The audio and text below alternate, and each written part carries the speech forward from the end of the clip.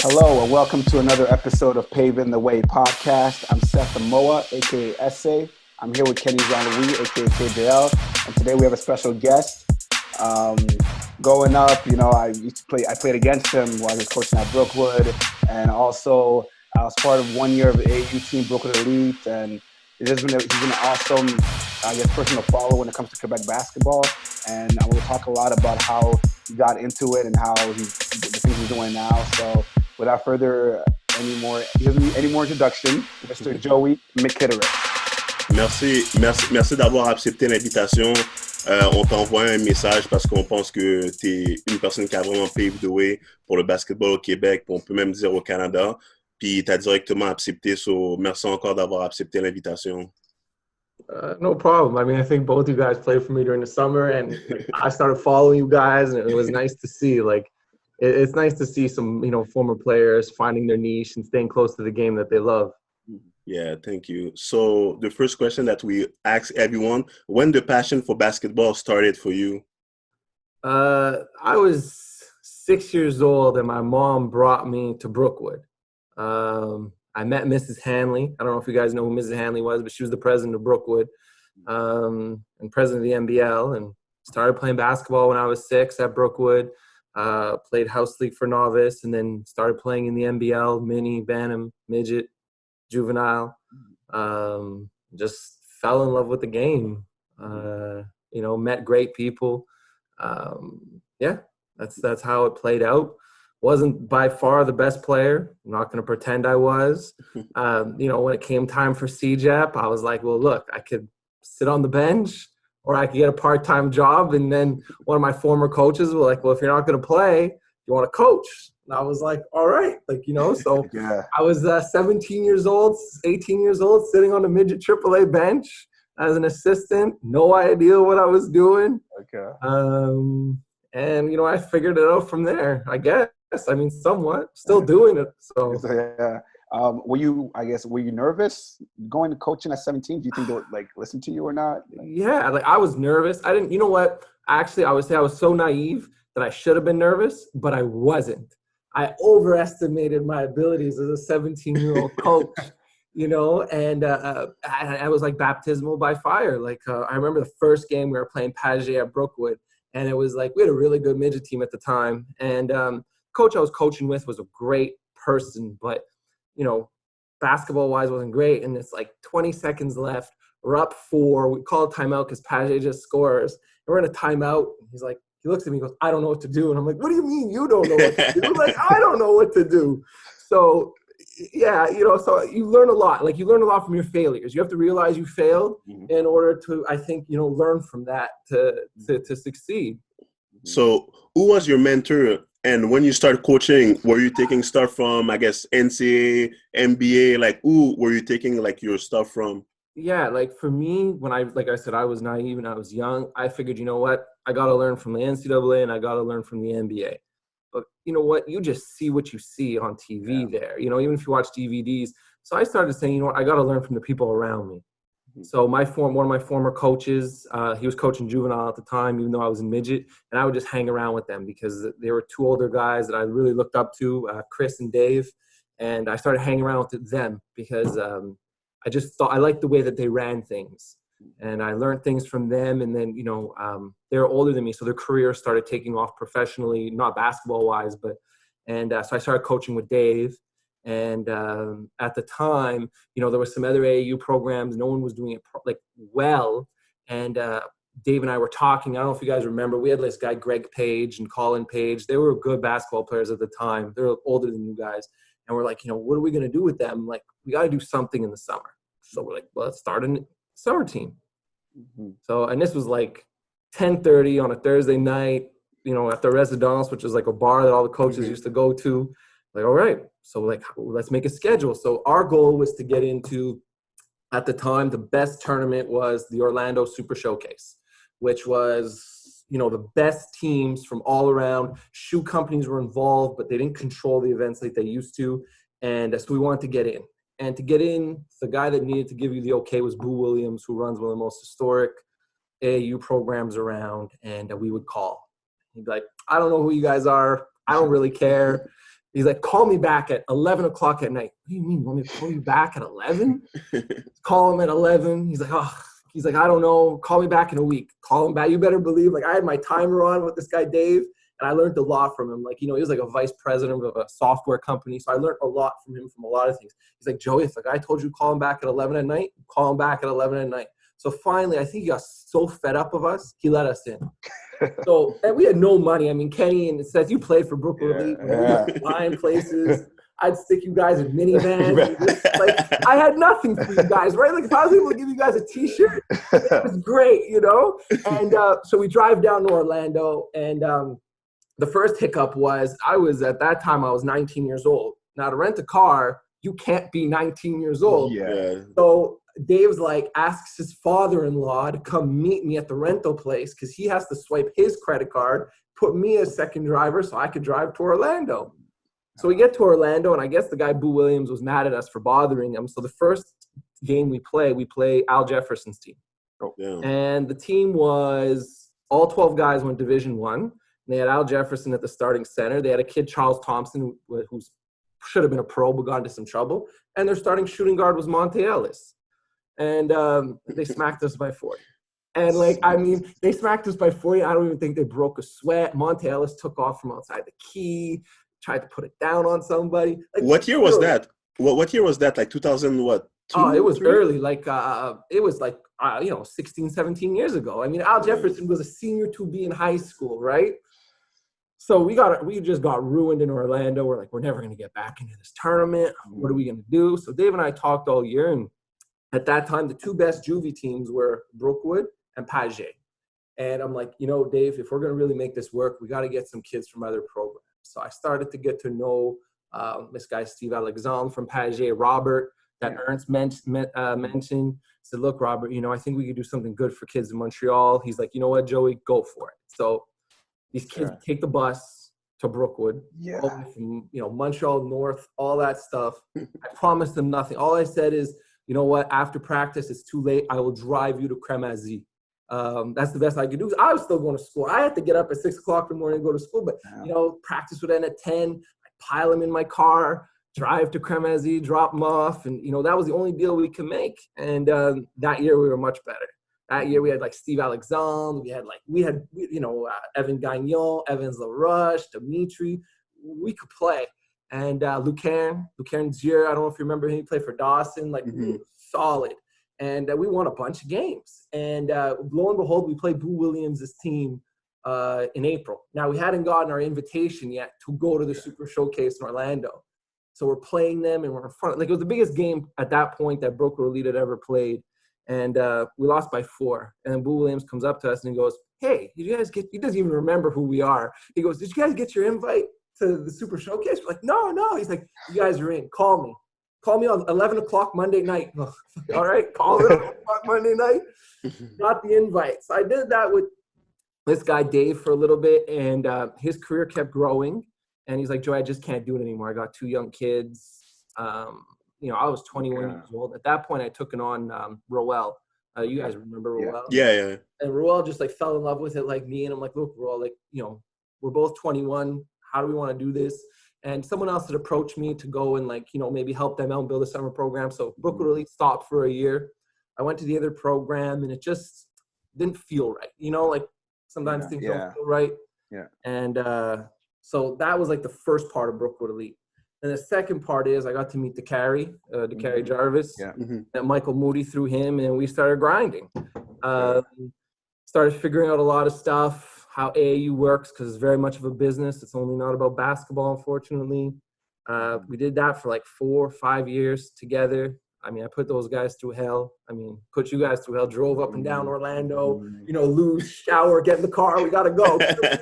You know, we had no budget. Like, you know, I charged you guys $400, but we were on the road for like 15, 18 days, staying in hotels. Like, you know, I'm looking at my credit card bill. I'm like, how am I going to pay this? I'm a student. Like, you know, Carrie would go straight to work. Like, we would drive overnight. We would drop the Carrie off at work, and he would go to work. Roel too. Like, it was, you know, everybody was just trying to make something good for the kids at the time. Yeah. And, you know, we had some good teams. You know, we had Kenny, Fred one year. I think we lost like 2 games all summer. What became our big event was we would go to Indiana, and they would never let us into those super pools against the other Adidas teams. So you would have to win your bracket to play a super pool team. And so as the things went on, at that point I sat down with Nelson. I was like, Nelson, like, same thing like I did with Robert. I wanted to grow the program. I said, look, some kids I want. He's like, all right. He's like, I don't know you, and I didn't know him. I'm like, I'm not going to like him. He's not going to like me. But, like, you want to make things work. So we met at Marvin's. We figured it out. His kids played for me. Little did I know it was a tryout, because then after he asked them all, he's like, so what do you think of Joey? And he's like, yeah, he's good. So he saw what I was doing for the kids, and he's like, Joey, it's crazy that, my kids got to go to the West Island to practice, then you drive them back at night, and then you drive back to the West Island. He's like, come to Park X. So we started doing it at Park X, and he's like, you know what? I got a good young batch. So we went from 1 team to 2 at that point. Okay. And then I got to meet Mike George, who was an NBA agent at the time. But at that point, he was trying to secure Nike to sponsor, like, be the first EYBL team from Canada.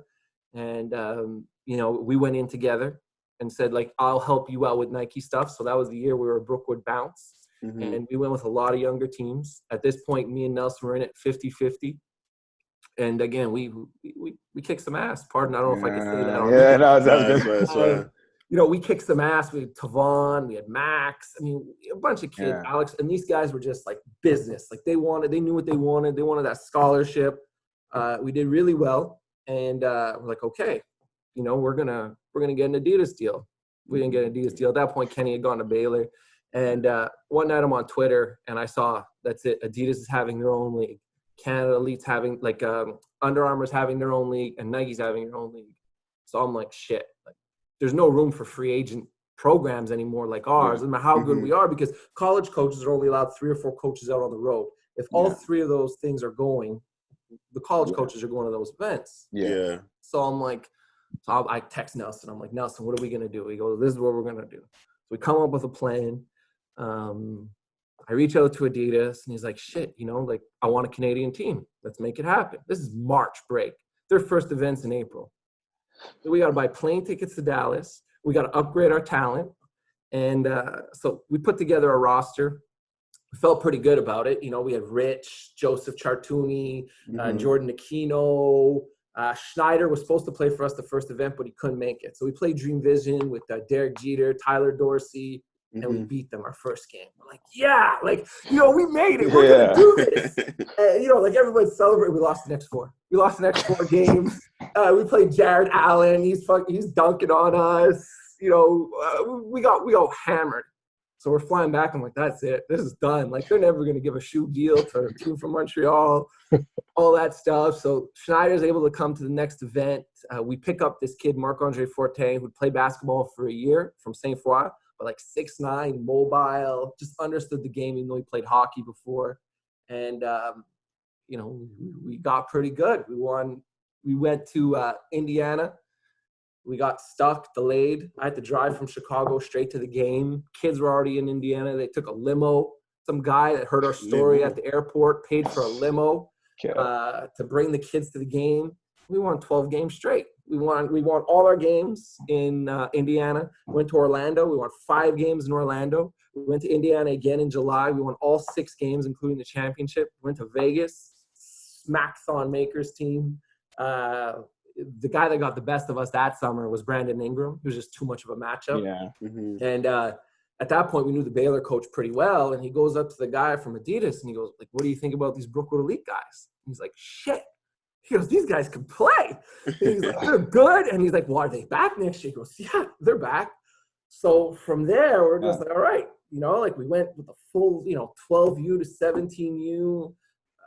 And our relationship with Adidas has grown. And that's like the last phase of the Brookwood Elite, where we're at now, and now we got guys that are like, in the NBA, high major.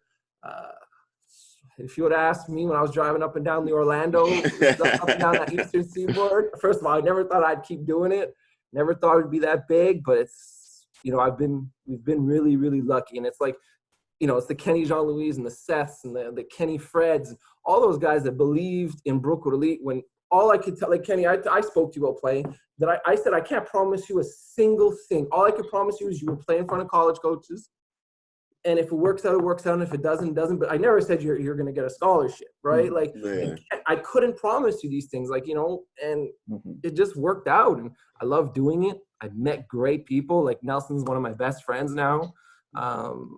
It's just, it's been a crazy ride. But people see now, Brookwood Elite, you know, we're flying to games, we got the gear, but they have no idea. Well, most people were like partying in their 20s. I was like sleeping in bad hotels, worrying about how we're going to get home, you know, coaching a lot of games. How did you manage with your schooling? Like, how were you doing it with your schooling? I managed. Like, I was always one of those people that can just, you know, put things together. So I've always was able to kind of do that. But how did you? I want to know, how did you stay focused throughout the hard times in the beginning? You just you knew, okay, you know what, if I keep doing this, it's gonna happen, or were you just like, whatever? I loved what I did. I love competing. I mean, you guys have seen me. I'm pretty competitive. I'm pretty relaxed off. But like when I'm on the court, you know, like I'm gonna hold you guys accountable. And you know what? Like if you look at the kids that have stayed with our program and stuck through it, whether they made it in basketball or not, they're all able to endure it. Because Nelson and I, we're like sandpaper. Like, we're not for everybody. Yeah. If you stick with us, we're going to ride with you right to the end. And, you know, we're going to do whatever we can for our kids if you stick with us. And, you know, for me, the ultimate celebration was, and Carrie and Roel, is when we would drive to Orlando. For us, that was the last event of the summer, and we knew we made it. Like, we accomplished our summer. We'd have, like, a pizza poolside. And then next summer, it would start all over again. You know, we'd rebuild our team, put together a budget, make the kids bag groceries, whatever we could do. But when you're in it, you don't realize. Then you look back and you're like, okay. Yeah. But when you're in it, you're just so in it and you're so focused that you don't, like if you would have said, hey, Joey, like, do you think you'd be doing this into your 30s? I'm like, no way. No way. But, you know, met the right people, built great relationships. All these kids are successful. And was it always easy for you to recruit guys from Pagé, Parkex, or from everywhere? You always had the best player, and I guess in Quebec. So was it always hard, or sometimes you had to, I guess, talk to the coach, or there's one guy you couldn't have because of? There was a couple kids that, you know, maybe Brookwood Elite wasn't for. But I've been fortunate enough that I've always been okay to get the best players, or mostly the best players. And I think it's really because, you know, I hopefully, I mean, I don't know, I can't read minds, but like if a person asks you, Kenny Jean-Louis, like, I'm thinking of going to Brookwood Elite, what do you think? I don't think you're going to speak negatively about your experience or about the people involved. You're going to say, you know what, it was a really good summer. They're a lot bigger than I used to be. So I never did wrong by any kid. And, you know, I guess I made mistakes, you know, but I don't think I made that same mistake twice because it's not an exact science. But I never did wrong by any kid along the way, no matter what. So, you know, I think that's what's helped. Okay. And going back to your, I guess, when you were coaching when you were younger, because I know there's a lot of young coaches out there that I guess are afraid to take the next step. You know, and I know you gambling with school and the summer team, and obviously it's made you who you like what you're doing now. Do you have any message for any younger coaches out there that I guess are scared to take that leap just because they don't know what's in store for them? Yeah, like I think for most young coaches is you have to know where you are at in space and time. You can't skip steps. You know, you always can learn something from anybody. You know, you might not think that person's a good coach, but they might be really good at one thing. And, you know, when you talk to them, you can learn that from them. And then you have to be you got to look at yourself. Like, I knew I was not a good coach when I was young. I probably wasn't even a very good coach when I coached you guys. But I always went back and said, like, you know, what can I do to win? What can I do to help my players? What can I do? Like, you know, like even like after talking to a college coach, you know, did I push too hard for the kid? Did I not push hard enough? Constantly like, you know, I'm very self-critical. So don't be as self-critical as me, because sometimes I think I'm a little too hard on myself, but you can always learn from anybody. Anybody that loves the game, you can learn something from them. Okay. And what are you looking for, like when you want an assistant coach, or you guys have a big program, or for Benjamin, Cadet? What are you looking for when you're looking for a coach and assistant coach? Yeah, I mean, you know, for me, like I'm not for everybody. So you got to be able to handle what I call Joeyisms. because like I said, I'm a pedal to the metal person. If I need something, you're going to know it. I'm going to hit you up and I'm going to stay on you. So what I'm looking for is someone that could take that. But, once you ride with me, you're with me. And it's the same thing with Nelson. That's why we get along. Like, if you do right by us, we're going to do right by you the entire way. And if you look at the consistency in both that we have at Brookwood and at Brookwood Elite, it's the same coaches. I've had the same guys with me. Most all the Brookwood coaches coach in the summer. The guys from the summer, it's the same crew. No matter what. Now I'm having like Noah Daoud, that was a former player of mine. He's coaching with me. I met Tifa along the way. She's been with me for the last 6 years. I'm looking for someone that, just wants to learn. Not only from me, but other people. Like, I think I got great basketball minds in my program. Sheldon was my mentor coach. So when I took over the juvie team at Brookwood, I was like 3 or 4 years younger than the guys I was coaching. And then Sheldon came and he would calm me down and call me after the games. So Sheldon is a great person to learn how to build, good camaraderie and teammates. And, I strive to be the person that Sheldon is. So I think he's great to be with 13-year-olds because he's not only going to teach them basketball, but he's going to teach them like, this is how you become a man. This is what you need to do. And he'll make sure the kids love the game. So, it's people like that I really want to make sure that, if I'm going to trust them to travel with the kids, I would trust my own son with them. Okay. Have you ever thought of maybe coaching university or that's CJAP? something that, a lot of people thought about, Yeah, I've been asked like, to interview Division Ones. I've been asked to like, basically, Joey, the job's yours, Canadian University, CJAP. I do it because I love it, not because I make money. I have my own career. I'm a vice principal at a private school. I love doing that. And that's enough. Like, I don't ever want to put basketball, like I never want to make a player that I have put food on my table, because then I am going to choose the food that I feed my family over the well-being of a player. Do you get what I mean? Like, So if it comes down to, I got to do wrong by a player, so I got to kick him out of my program because I need to bring a recruit in, man, I can't do that. Like basketball doesn't mean enough. Like basketball means too much to me, but it doesn't provide. So I'm able to not blur those lines so I could sleep at night, as opposed to, if you're getting paid to coach, you might have to make some tough decisions. That's true. On some kids. Yeah. So did you always have that coaching style from the beginning when you started coaching, or was it something developed along the way? It was always that way. Like I never had, like, first of all, I never knew how long I was going to coach, but I never wanted to like take that next step. I just loved what the level I was at. I figured, like juvenile is a great level because kids are going to go to CJEP, and then AAU is a great level because, I can continue coaching those kids during the summer, keep the relationships.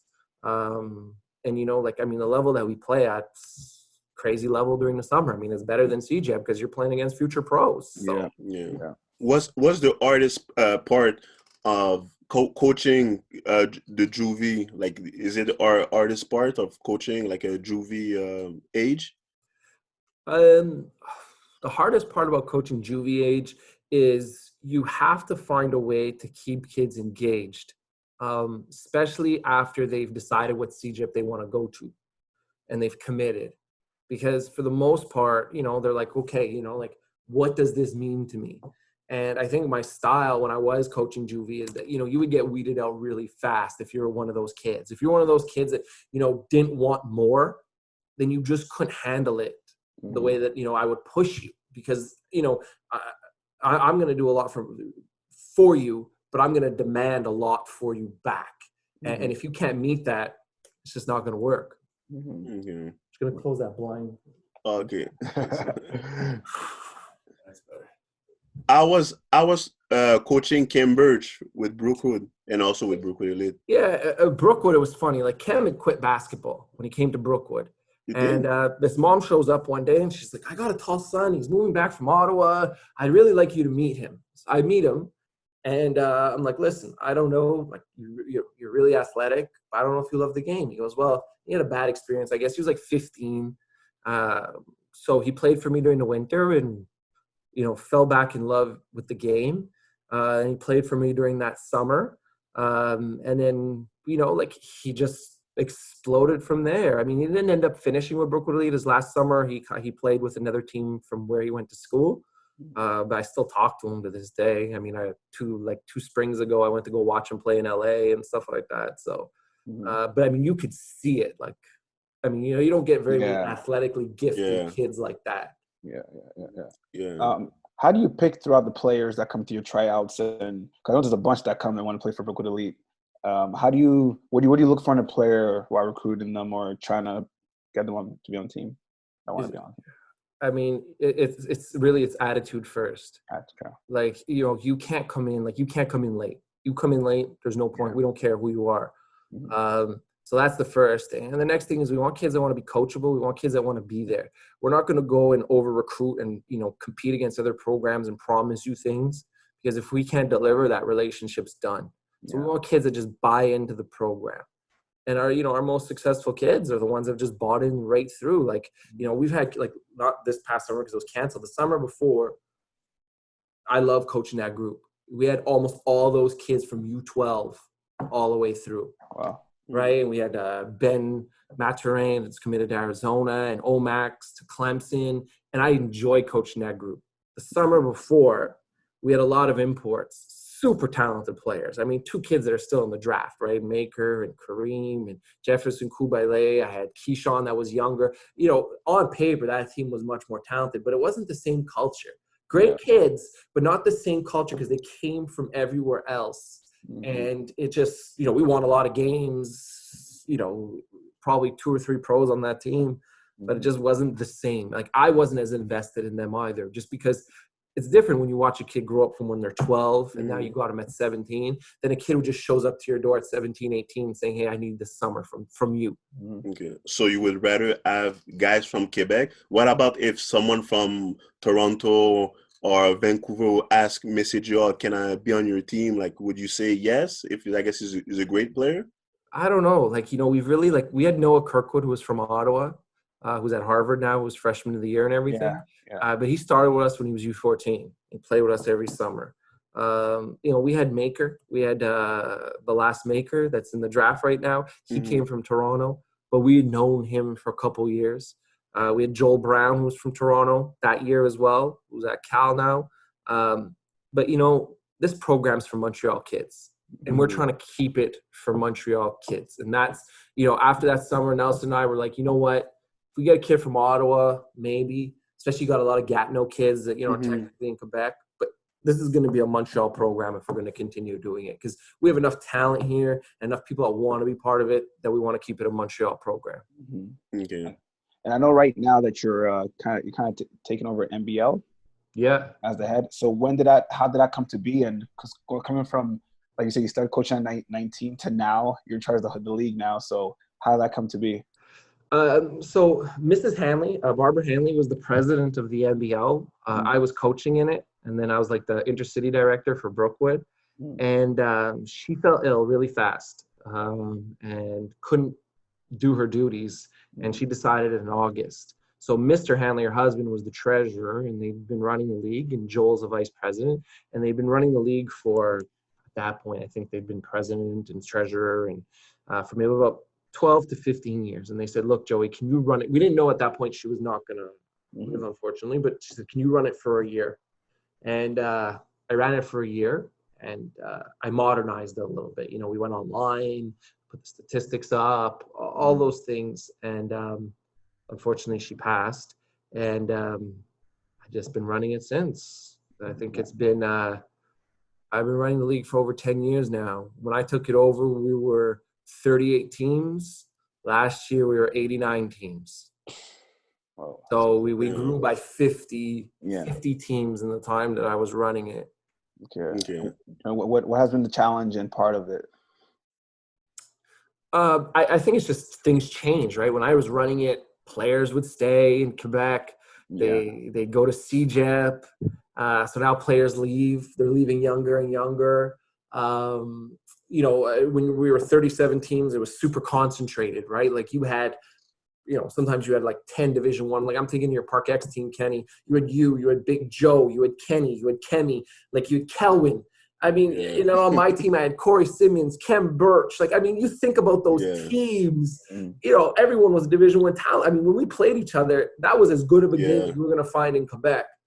And now it's different, right? Like, you got players that are kind of all over the place because we went from like 8 juvie teams to 14. So, but it was trying to find a way to maintain the level and getting creative in terms of, the scheduling, because, nobody could play 22 games in a season the way things are structured. So it was finding a happy medium with that, accepting in the growth of the league with the balancing of keeping up the quality of what the NBL is. Okay. What would you say to a high school coach saying, don't play Civil because it's going to ruin your schooling? Like, what would you say? What are the advantage of playing Civil and high school at the same time? Are you saying, if you play with me, you cannot play for your high school team? Like, how do you manage that? Brookwood doesn't do that. I mean, unless you're struggling with your academics. Well, first thing, if you're a player, I would say look at the NBL's alumni list. That's the first thing I would say. That's one thing I would say, because, you look at the NBL's alumni list, it's like, okay, I mean, it is what it is. Yeah. No, but the thing is, they still coach who think like that. That's I don't know. And, like, for me, if you're a competitor, you want to play against the best. Yeah. And right now, we're fortunate enough that the NBL is still by far the best league in this province, without a doubt. And, I think one thing is really undervalued is the coaching in the NBL. I think that's one of the knocks. But if you look at, most of the CJEB coaches that are in CJEB right now, most of them started in the NBL. It's a different league. And, if you live it, you understand it. You understand what those playoffs are like. There's nothing like it. Like, there's just nothing like it. There's nothing like, and there's nothing like the NBL period in this country in terms of where, like, you get community basketball and you get kids. Because, I mean, it's if you play for your high school team, you didn't play for them in mini. If you play for your Seville team, you started with them when you were 9 or 10 years old. So it's that much more entrenched in you. The person who taught you the game, if you come from Park X, you come from Brookwood, you come from Sun Youth, they're going to see you all the way through. And then you're going to have a lifelong relationship with them. And that's something you just can't substitute for anything. I mean, I think in a perfect world, if you look at just the best high school system, we'll say anywhere, is the U.S. high school. They don't play games on weekends. They play games during the week because that's when you go to school. You play games during the week. So leave the weekends alone for Seville. And if you really want to do best by kids, well, you pick up the phone. You say, you know what, Kenny didn't show up for class today. I didn't let him into practice. I don't think you should let him into practice. And all NBL coaches want to see kids succeed. Like, at Brookwood, if you're failing, you can't play, no matter who you are. Okay. And I have another question. For sure, there's a bunch of NCAA school who call you every day for your players. Do you help them, or do you say, Kenny, I think because of your style of play, maybe you should go to that school, or you leave that to them and their parents? I'll give my opinion, but I need the kid and the parents to make the decision, because they have to be comfortable with their next 4 years. It can't be me pushing them, because if I push them and tell them what I think they should, you have to do this, and if it doesn't work, they're going to blame me. Now, I'll be honest both ways. If I'll give Virginia for an example. Virginia called us and said they love Lugansk. And we're like, okay, but we knew Virginia maybe wasn't a great fit for the kid. And we were honest with him, and we were honest with them, and at the end they appreciated it. They came to watch us, and they're like, you know what, you were right about Lou. We love Noah Kirkwood. And then that's what it was. Like, it's about finding the best fit so the kids have the best careers. But they have to choose. Now, some kids aren't as fortunate as others. That, maybe they don't have that parental influence, or their parents don't know anything about basketball. So we're always there to help a little bit more. But again, we're not going to dictate where our kids go. My job is, college coach calls me, says, I love Kenny, Jean-Louis, I love Seth. Well, then, you know what? Here's their number. Let me know how the conversation goes. After they talk to you, I'm going to call you and say, hey, what did you think? Do you like it? Did you do your homework? Did you see how long the coach's contract is? Who the assistants are? Who they're recruiting? And I'm going to force you to do your homework so you know going in what to expect. Okay. Another question. Can you name me 5 players that you coached during the summer that you would say they had a great impact in your program? Like in the AAU, like 5 players that maybe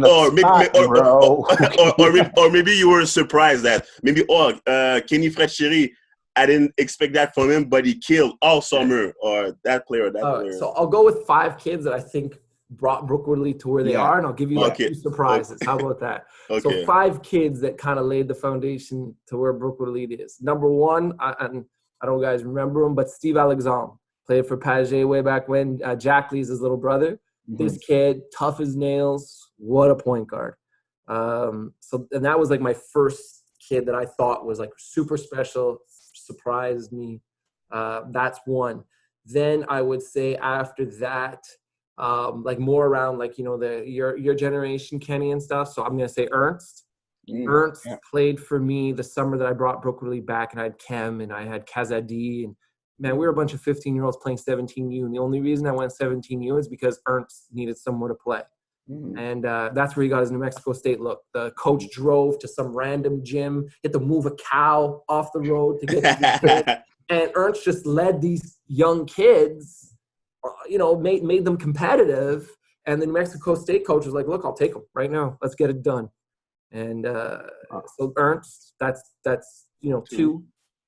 Kenny Fred-Cherry, that summer I had him, not only on the basketball court, but just like, you know, he made sure kids went to bed, woke up on time. You know, I was always like, you know, you better be at the van before me. And like, I would hear Kenny yelling at kids, getting them to the van before I got there. So that's 3.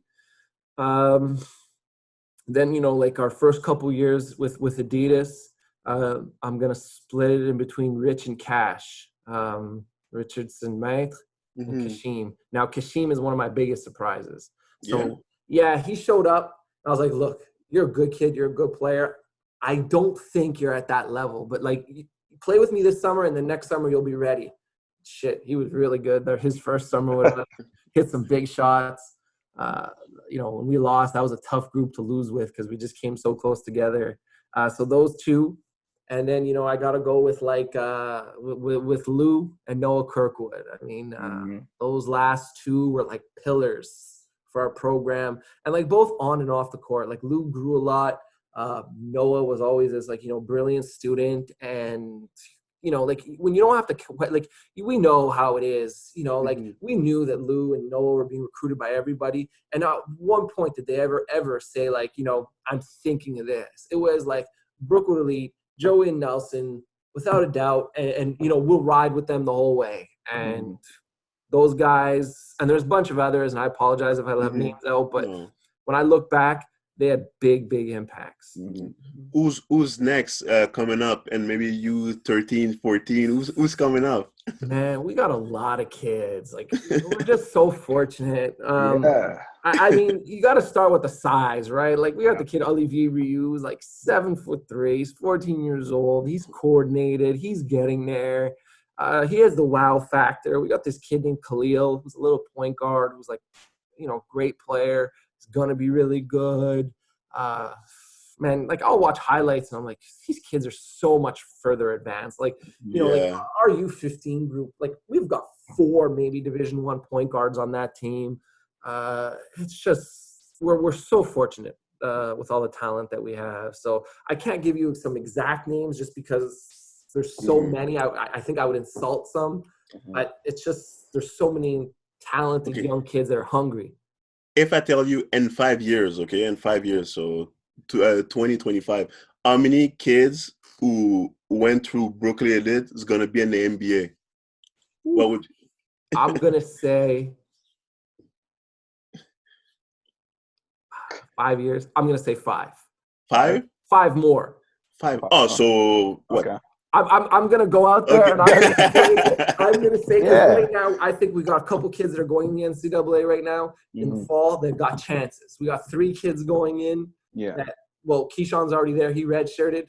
I think he's got a chance. And I don't throw around NBA like loosely, but I just think the 3 kids that we have going in have real chances. So that's 3 right there. Even if we go 1 for 3, I still got 4 more years to find 4 more. So, I'm going to be optimistic.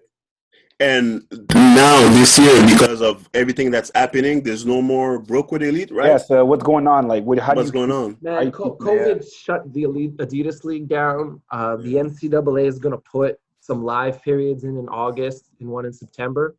I don't know if we'll be able to cross the border or not. We're going to get our kids together, though, because Adidas was still nice enough to send us our gear. So we're going to give the kids our gear. We're going to get together a little bit. You know, we've done a lot of, like social activities for our kids. Like we gave away shoes and all that stuff. We're going to do some things in terms to educate our kids just about, with everything that's going on. We're going to teach them their rights if they're ever pulled over by the police. We're going to use this summer to better our kids, not only basketball-wise, but as people, and educate them. And, just because basketball stopped, there's another side to basketball, and we want to make sure that our kids are, safe and protected and well-informed. So Nelson and I talked about it, and we're going to use this summer to really, improve our kids off the court and help them, dry land and whatever we can get back in the court. But also with everything that's happening, if a kid that was their last summer to play, I guess, with you guys, and maybe he doesn't have like any scholarship, would you, I guess, make some call to a coach or like what would you, I guess, do to help them since they cannot play? Yeah, what ends up happening is a CJIP coach might send out game tape, and then that coach is going to text me and ask me the truth. Yeah. Because I'll never, all college coaches, if you ask me that know me, I'm not going to lie. I'm not going to tell them a kid is better than he is. And I'm not going to tell them a kid's worse than he is.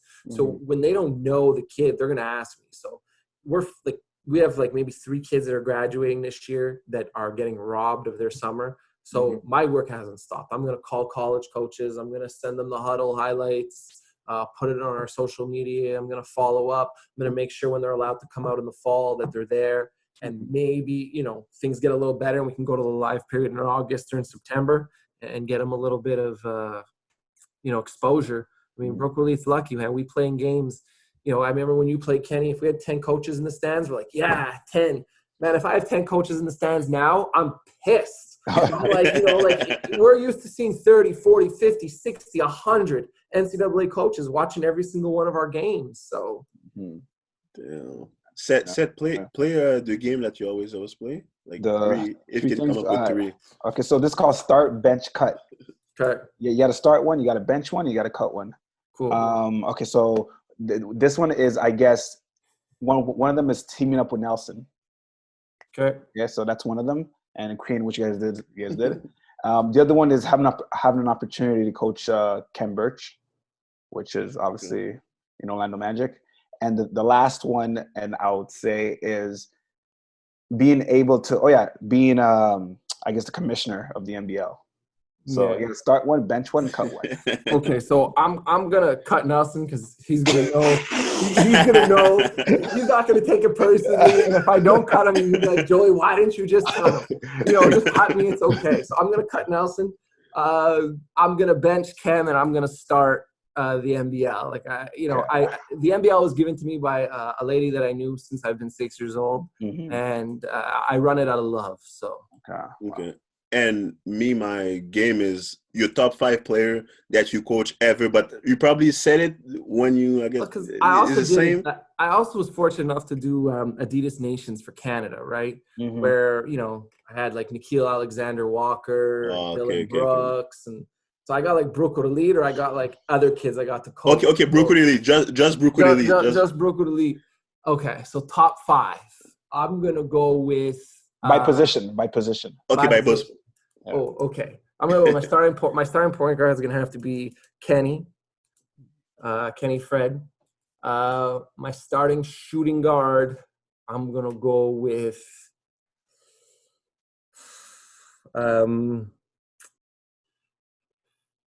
I'll come back to the shooting guard. Let's go small forward. I'm going to go with, shooting guard, I'm going to go with Lugansk. There's no doubt about that. So let's do that. Small forward, I'm going to go Noah Kirkwood.